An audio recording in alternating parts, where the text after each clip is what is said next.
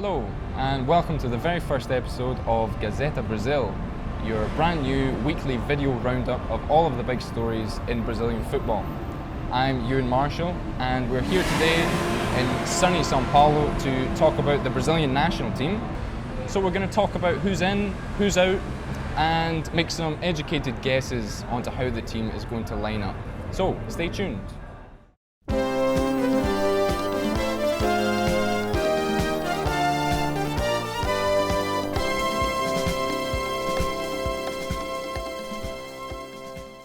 So, last Thursday, Dunga called up his 23-man squad for Brazil's upcoming qualifiers.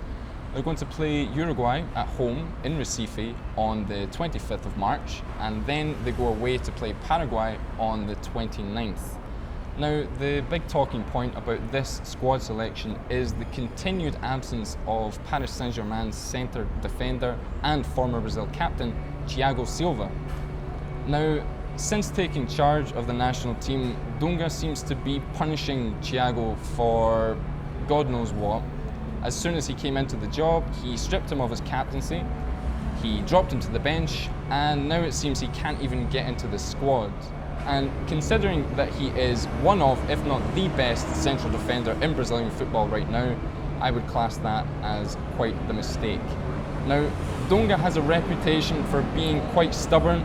He rarely changes his mind, and it seems that it's got him into trouble before, and it seems that this time continuing to ignore one of his best defenders is going to come back and haunt him one day.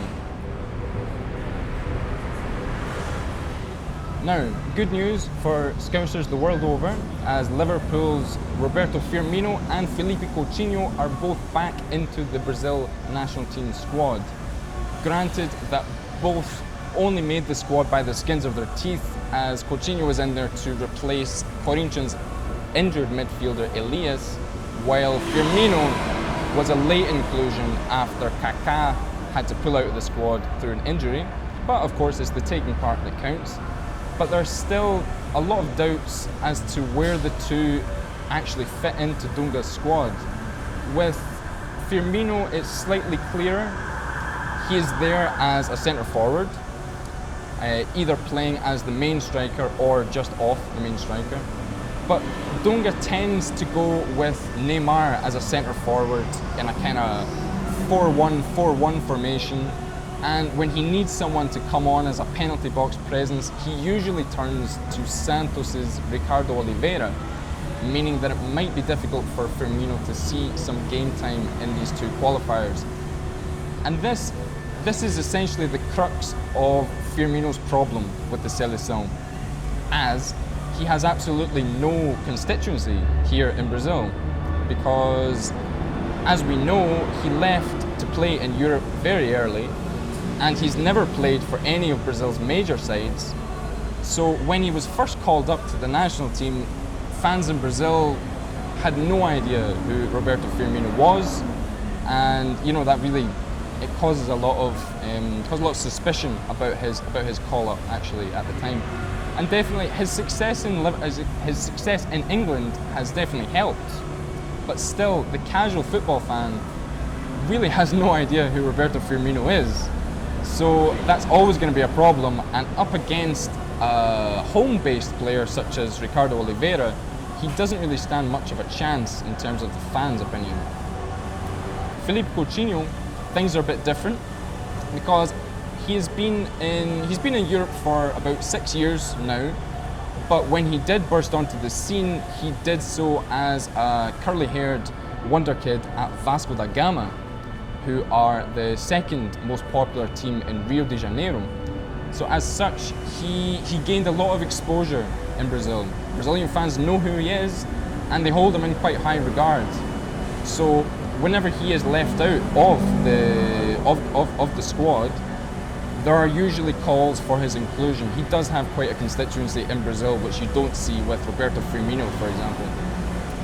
In terms of how Coutinho fits into the squad, generally, Dunga tends to play Coutinho as a wide player. But because Brazil don't play with three forwards like Jurgen Klopp does at Liverpool, That means any wide position in the Brazilian team needs to be in midfield and requires a lot of tracking back to defend and doesn't really allow for much creative freedom. So we've often seen Coutinho come into the squad and really suffer to kind of make an impact on the game because he's stuck out so far on the left or the right.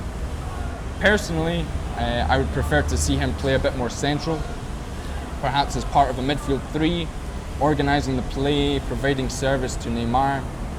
But in games against Uruguay and Paraguay, who are both typically gritty, physical sides, I would be extremely surprised if Dunga went with anything other than a very physical and gritty midfield.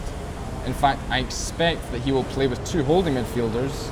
We're going to see Luis Gustavo and probably Fernandinho with a slightly more creative passing midfielder in front of them.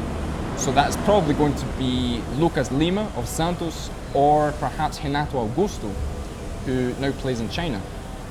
Speaking of Renato Augusto, the last main talking point about this squad selection was the inclusion of Renato and his former Corinthians teammate Gio, who have both recently made transfers to play in the Chinese league. And usually when players go to play in Asia, they drop off the radar completely and often lose their places in the national team.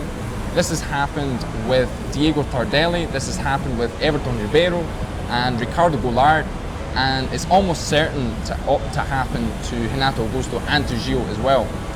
They are there for the time being, but they're certainly going to be under the microscope in these qualifiers. And in his press conference last week, Dunga said that Renato and Gio will be analysed differently from the players that are playing in Europe, and they will have to give something extra to keep their places in the national team.